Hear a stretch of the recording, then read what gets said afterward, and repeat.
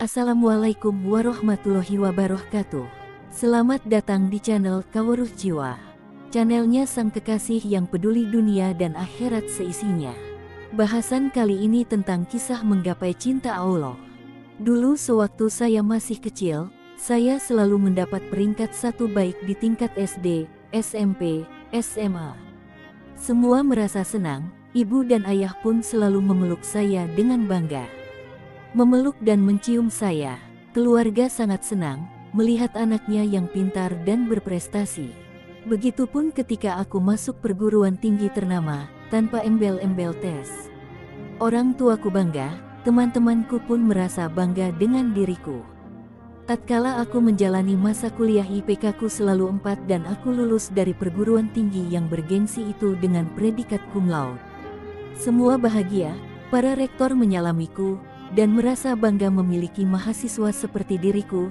Jangan kau tanya tentang orang tuaku, tentunya mereka orang yang paling bangga melihat anaknya lulus dengan predikat cum laude. Teman-temanku seperjuangan pun gembira, semua wajar memancarkan kebahagiaan. Lulus dari perguruan tinggi kini ku memasuki perusahaan bonafit. Karirku sangat melejit tinggi. Semua pun merasa bangga dengan diriku. Semua kolega-kolega bisnisku selalu menjabat tanganku, semua hormat dan menghargai diriku, teman-teman lama pun selalu menyebut namaku sebagai salah satu orang sukses. Semua orang puji saya, namun ketika saya berikrar untuk berjuang bersama barisan pembela Rasulullah, dan ku buang segala titel keduniaanku, ku tinggalkan duniaku untuk mengejar akhirat dan ridanya. Seketika itu pula dunia terasa berbalik, ya. Dunia seperti berbalik, ku putuskan untuk merantau dan memilih mempelajari ilmu Al-Quran dan Sunnah Rasulullah, dan kuhafalkan Al-Quran 30 juz. Semua orang mencemooh, dan memaki diri saya.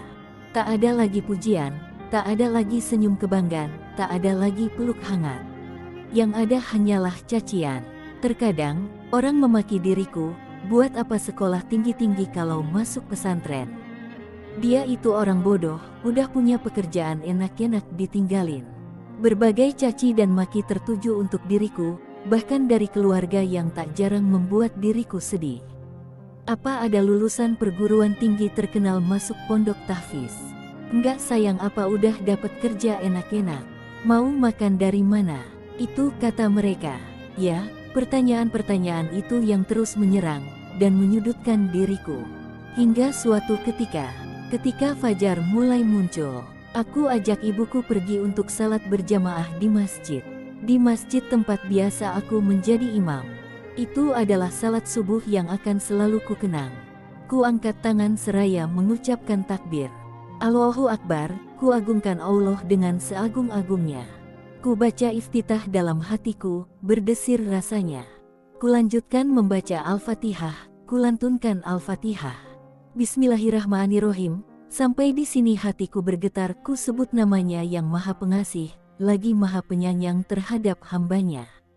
Alhamdulillahirabbil alamin. Ku panjatkan puji-pujian untuk Rabb semesta alam. Ku lanjutkan bacaanku, ku hayati surah Al-Fatihah dengan seindah-indahnya tadabur, tanpa terasa air mata jatuh membasahi wajahku.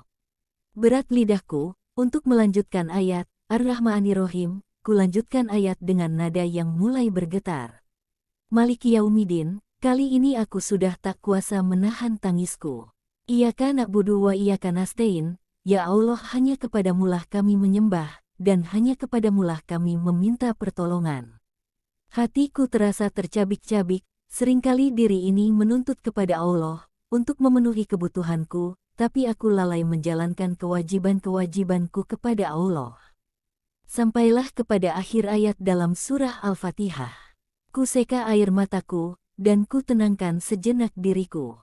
Selanjutnya subuh itu aku putuskan untuk membaca surah Abasa. Ku hanyut dalam bacaanku, terasa syahdu, hingga terdengar isak tangis jamaah sesekali. Bacaan terus mengalun, sehingga sampailah pada ayat 34. Tangisku membuncah sejadi-jadinya. Tangisku pun membuncah. Tak mampu kulanjutkan ayat, tubuhku terasa lemas.